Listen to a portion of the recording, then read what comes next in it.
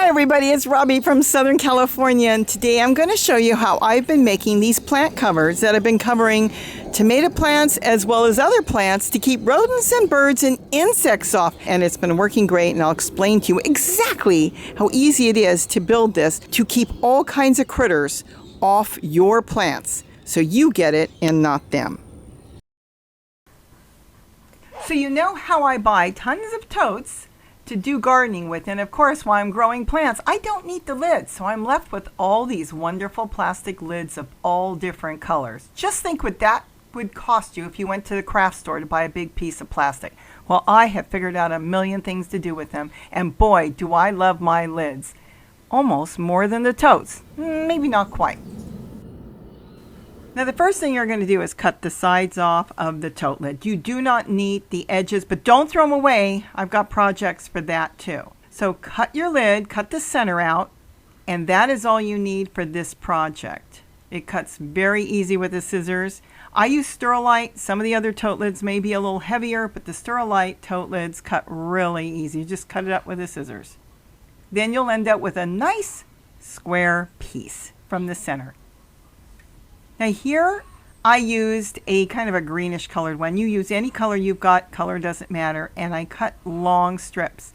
Now for this project, to make, let's say, a tomato cage, vegetable cage, you can call it whatever you want, it will depend on what you're trying to cover, whether it's very young plants, whether it's a bigger plant. So you will have to make it to the size you want, and they're flexible, which is wonderful because you can make it really small or you can make it really big. So you cut multiple strips because what you're going to be doing is you're going to be making rings. So here, when you want to make your rings bigger, you can staple together multiple strips. You can make your rings really small or really big. Here I used 1.5 of those strips that I cut to make it the perfect size for me. We'll be cutting some of them in half because we'll be using different sizes for this project. Again, you're going to basically take what I'm doing here and you're going to make it what will work for you. Now let me tell you something, there's nothing greater, which is my getting close to being one of my favorite things in the garden, than a stapler. I have been using a stapler for my Tulle as well as my tote lids. A regular paper stapler, office stapler, works perfect for tote lids. So keep that in mind, and it works good for Tulle, but we're not talking about stapling Tulle today. Get yourself a really good stapler. Now this particular one you saw, I don't know what they cost. I got it at the thrift store for a couple bucks, but even a desk stapler will work. It doesn't matter, any stapler.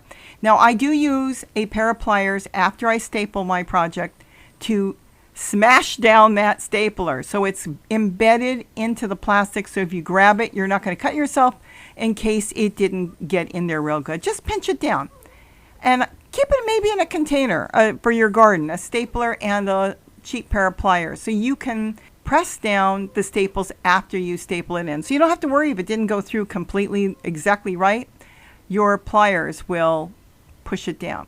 Now here I'm going to make rings for this project because it's going to be tiered. What I'm going to actually do is, you saw, we're going to cover it. So it's not just like sticking 3 tomato stakes in the ground. This is going to be basically a cage. So I continued to cut all the strips I needed, and keep in mind again, you can make this pretty much as big or as small as you want. Now I'm going to use 3 of the long ones as stakes in my soil because I'm putting it in a tote, not straight into the ground, on the ground, in one of my totes. So here I cut kind of like a little angle, so it's kind of V-shaped down. It just, to me, slips easier into the soil. Now what you do is you go out, now this is in a flower pot because you know how I layer my totes for gardening. I pushed in 3 of the longer stakes here. And I went around this little baby broccoli plant. I was having nothing but problems. Something kept eating it. Probably some rodent found it and thought it tasted good. And, well, you know, my Yorkie kitty was not happy about that. So I pushed in 3 all the way around. And now what you're going to do is just circle the extra ones you've got. You circle it around, and then all you're going to do is staple it. Now let me say, if you don't have a stapler, there is another way of doing this. I've done it, but it takes a little longer. Paper fasteners You can make a hole with a soldering iron or with a hole punch, a really good hole punch, and then you can put in paper fasteners as well. But the stapler is just so fast and so great to use. And with every staple I do, I always pinch it with my pliers. That to me is very important because it really makes it nice and flat and there's no chance of you cutting yourself. And they've lasted out in the garden for quite a while because I've been doing this and I tested it and it's been fantastic. Now you're going to take the ring that you made, and again with the stapler, you're just going to staple it on as far up or as low as you want, whatever works for your plant. The stapler has been great. It's quick, it's fast, and easy. And you know how I do my gardening. It's got to be easy, but it's got to be good. Good is very important. And here I just continued to put the rings up. You can put 2 rings, you can put 3 rings if you're making it real tall. Again, you're going to do it for the way it's going to work for the plant you're covering. But this has worked fantastic. Whatever rodent was getting there, he did not come back to bother it. You can also use this as simply a tower, like a tomato cage. You could use it as well for that.